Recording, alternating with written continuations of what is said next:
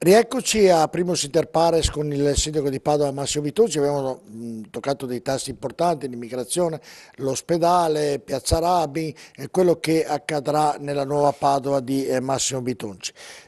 Massimo Bitonci che poi tra l'altro adesso farà una serata di festa assieme al partito ovviamente al Gran Teatro Geox, dove faremo le riprese e le riproporremo anche sabato sera tutta la manifestazione, dove arriveranno Salvini, arriverà Zaia, tutta la Lega con banchetti. Sì, ci saranno anche degli ospiti esterni, ecco, quindi... Faremo vedere il servizio e poi lo commentiamo. Benissimo.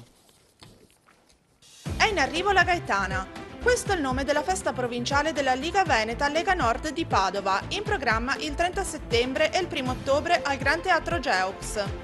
Un nome per la festa non certo scelto a caso. I padovani vissuti nel dopoguerra non possono non ricordare la donna un po' grassoccia che girava per Padova a bordo della sua bicicletta, persona che veniva vessata, derisa e presa in giro da parte di tutti. Parlava poco e quando la si sentiva era per imprecare verso coloro che la trattavano male. Il suo nome riporta quindi al passato e al territorio, ma oggi vuole essere spunto per il futuro. La Gaetana diventa così un simbolo per Padova e per il Veneto, portatrice di un messaggio di speranza e di azione rivolto a qualsiasi persona, al di là di ogni appartenenza politica. Il tutto per un modello nuovo di festa, basato su incontri e dibattiti, che muovono anche da quesiti posti dai cittadini, desiderosi di cambiare quel che non va del paese. Nel corso delle 2 serate in programma, spazio alle personalità di spicco della Lega e del territorio, dal leader Matteo Salvini al governatore del Veneto Luca Zaia, dal segretario nazionale Gian Antonio D'Arè all'eurodeputato e vice segretario federale Lorenzo Fontana. E ancora ci saranno il segretario provinciale Andrea Ostellari e il sindaco di Padova e presidente della Liga Veneta Massimo Bitonci, per citarne solo alcuni, senza dimenticare il già segretario nazionale Giampaolo Gobbo. Ma non finisce qui. Durante le serate ci sarà anche tanta musica. Saranno allestite zone catering con prodotti enogastronomici del territorio e non mancheranno stand culturali e delle associazioni che aderiscono alla manifestazione.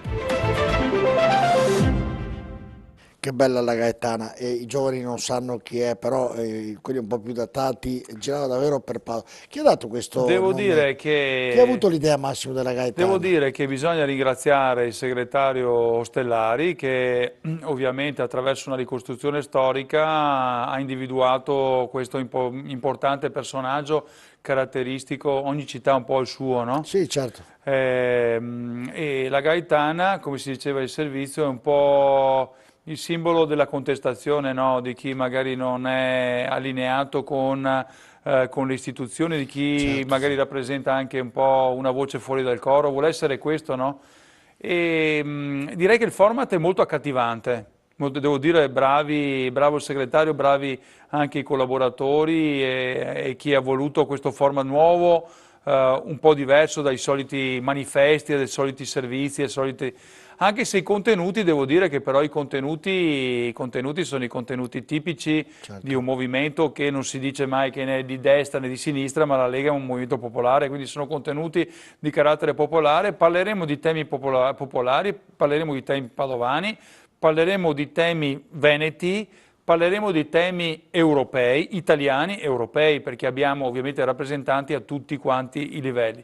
Venerdì ci sarò io, quindi sarà un'intervista al sindaco, un'intervista, oltre prima ovviamente tutti quanti i saluti, intervista al sindaco della città, intervista a Luca Zaia, il governatore, intervista a Matteo Salvini, che andrà anche in diretta televisiva da questa rete, quindi molto importante anche questo, e quindi ringrazio anche per questa diretta televisiva, perché insomma averlo una manifestazione così in diretta, penso che molti parteciperanno anche guardando direttamente dal canale, da questo canale. Poi c'è la replica sabato sera alle ore 21. Poi la replica sabato sera con tanti altri ospiti, chiuderà Giampaolo Gobbo, anche perché insomma un po' il papà politico un po' di tutti quanti noi, compreso Zaia, e quindi che chiuderà con un'intervista, ecco, un'intervista finale molto così anche probabilmente simpatica, in cui si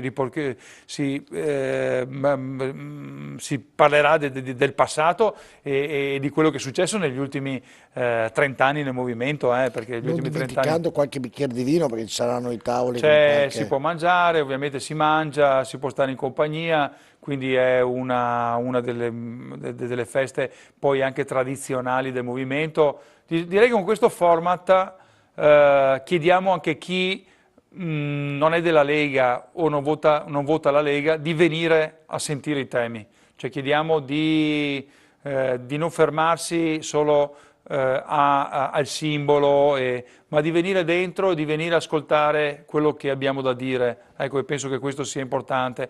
E la scelta, direi, di un format così, molto anche popolare, è per far capire che il nostro movimento deve attrarre tutti, senza distinzioni. Certo. Nella conduzione ci sarà Ostellari, che è segretario provinciale, assieme alla nostra Elena Cognito, che condurrà la serata Certamente, al Gran con una Teatro serie di Jeux. domande, di filmati sulla città, ovviamente io parlerò di temi padovani. L'entrata è libera, Massimo Bitonci, l'entrata è libera oppure... Entrata ovviamente libera e prezzi popolari per le vivande, ecco, quindi venite, partecipate, è un momento anche per stare in compagnia, per fare due chiacchiere anche col sindaco, con Luca Zaia, con Salvini, che peraltro è sempre disponibilissimo, certo. nel A fare anche i selfie.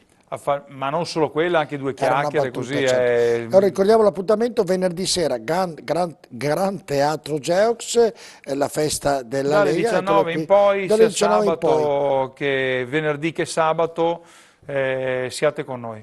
Ecco, allora verrà sicuramente molta gente, perché poi le persone, oltre che nel bere e nel mangiare, insomma, ci saranno anche temi importanti, discutere del passato, ma soprattutto anche del futuro per quanto riguarda l'Italia, tra questo gli immigrati e ovviamente anche la città di Padova. Quindi l'appuntamento, lo ripeto, venerdì sera alle ore 19, Gran Teatro Jeux, e anche sabato andate per passare una serata davvero importante e anche che può essere di un'utilità per tutti voi.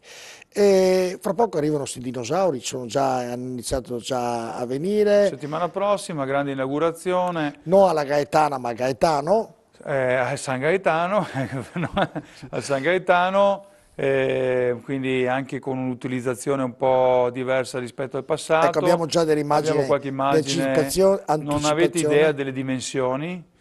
Penso che anche chi è stato...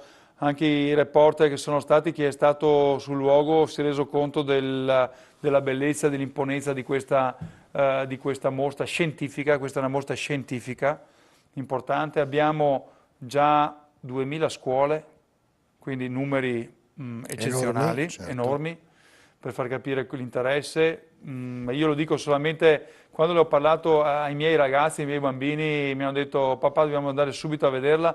Penso che sarà così un po' in tutte le famiglie. 2 estati fa siamo stati a Londra, era impossibile entrare nella sala dedicata ai dinosauri, che sono di dimensioni inferiori a questi, perché questi che vengono a Padova e in Italia per la prima volta, in Europa per la seconda volta, sono i più grandi che esistono al mondo, quindi quelli che sono stati visti, quelli che si vedono a Londra o anche in Francia o in altri, non sono paragonabili come dimensioni a queste. Queste sono veramente imponenti, quindi venite a vedere. Una mostra bellissima, ci abbiamo lavorato tanto, grazie all'assessore Cavaton, grazie anche al Sole 24 Ore che ha scelto Padova per questo, grazie alla Fondazione che ci ha dato una mano per il finanziamento. Questi sono un po'... Nel fagiolo, così per far capire che c'è qualcosa, ci sarà un'applicazione, verrà presentata un'applicazione, ci sarà un gioco. Ferro, questa è stata una bella idea, Sindaco Bitonci, chi l'ha avuta? Ah, ma c'era mettere... la disponibilità di avere questi, allora qual è il punto più visibile della città? È ovviamente questo, la Stanga, dove passano 100.000 auto al giorno e quindi è dove stiamo progettando ovviamente una struttura che dà il benvenuto a chi arriva a Padova o i padovani stessi, nel mentre può essere utilizzato per queste cose. Per queste cose qui è sicuramente una manifestazione importante e Padova rimarranno da praticamente per Parecchi mesi, per cui c'è tempo per guardarla, però attenzione perché bisogna ovviamente chiedere i biglietti, cioè è possibile la prenotazione anche online, so che ci sono un sacco di prenotazioni in corso, ecco, quindi vi aspettiamo a Padova per questa grande mostra scientifica. quindi ottobre, novembre, dicembre, gennaio, febbraio, 5 mesi, dunque non sono pochi. Io penso che i insomma. commercianti di Via Altinate, ma tutti i padovani saranno contenti di questa manifestazione, di questo evento che Padova Culturale ha avuto come iniziativa sicuramente molto importante. Chiudiamo questa puntata con quello che è successo ieri. Ieri Massimo Vitozzi, come di consueto, il sindaco incontra, va nei vari quartieri della città. Ieri doveva andare a Mortise ed è successo un finimondo. Andiamo a vedere un attimino cosa è successo.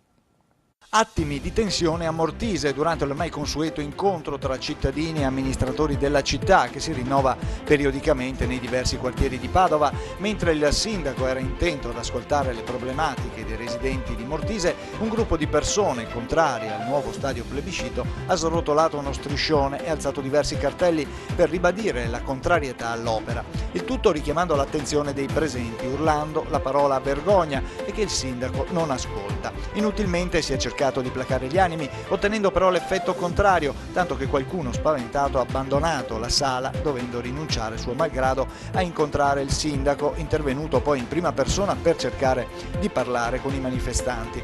Ha annunciato loro un prossimo incontro, ma aperto solo ai cittadini, non ad appartenenti ai partiti.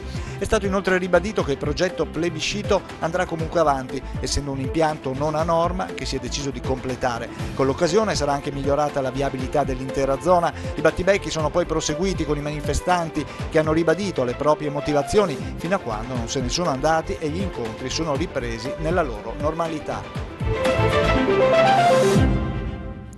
Ecco, è nata questa contestazione e anche contestazioni che sono normali perché non tutti sono... Ma quello che dispiace è uno che l'avevano fatto in Consiglio Comunale gli stessi, in Consiglio Comunale la sera prima, perché abbiamo avuto Consiglio Comunale, abbiamo approvato anche degli importanti progetti, anche la variazione di bilancio, anche la cancellazione dei volumi di cui parlavamo prima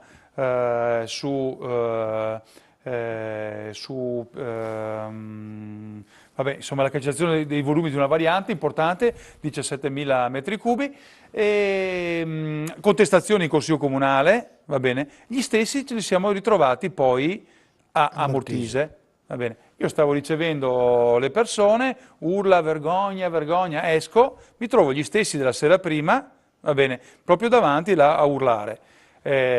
Intanto la maleducazione di urlare in faccia alle persone invece di fare una dimostrazione non so, democratica, magari con gli striscioni.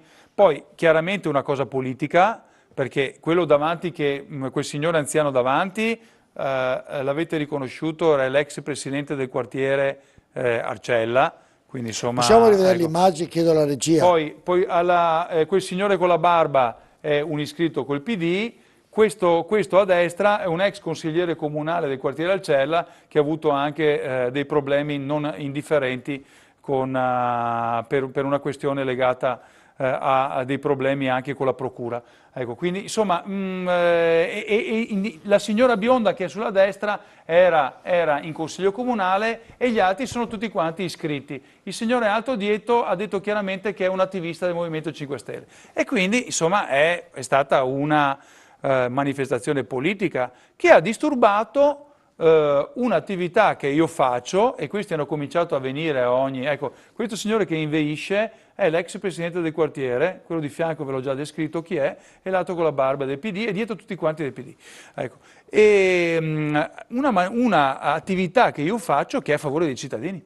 Cioè, purtroppo alcuni cittadini hanno dovuto lasciare perché questi sono andati avanti tempo, si sono spazientiti. Un signore poi, alcuni signori sono andati anche a contestarli, quelli hanno scritto con i giornali, i leghisti contro, in realtà non erano assolutamente le persone normali che indispettiti di questa cosa qua sono andati a dire basta e sono stati anche aggrediti da questi. Quindi alla fine io, come avete visto, ero sorridente, cioè ridevo quasi, Certo. cercavo di spiegare, mi interrompevano, ovviamente il solito Pravdino ha scritto quello che non doveva scrivere, ecco perché dopo è stata data un'interpretazione completamente sbagliata. Questi non sono cittadini, ma questa è una manifestazione politica.